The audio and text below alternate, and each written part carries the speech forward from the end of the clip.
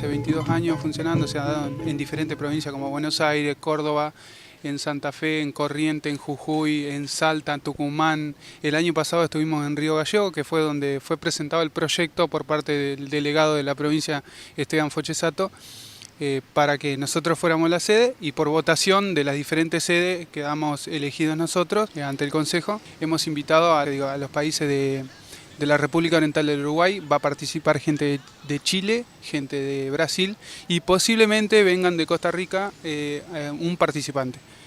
Vamos a estar llevándolo en la Facultad de Ciencias de la Salud de la Universidad Nacional de Entre Ríos.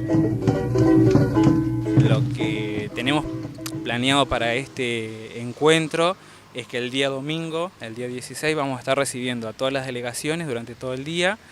A la noche lo que vamos a hacer es una cena de bienvenida.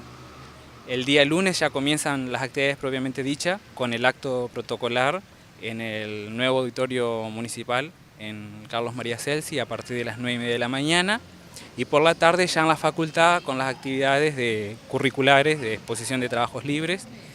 El día martes va a estar destinado al espacio latinoamericano de estudiantes de enfermería y actividades comunitarias también.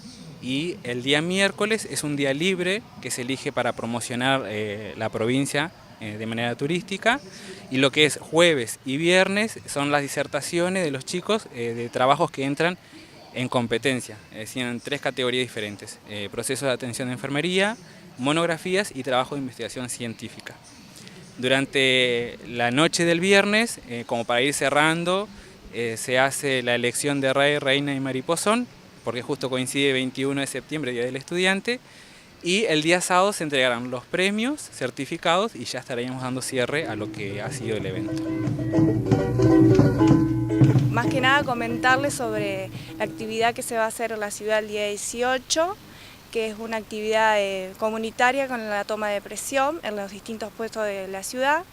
Va a haber gente en la plaza, en la radio, o sea, más que nada invitar a la gente para que pueda participar y venga, se controle la presión.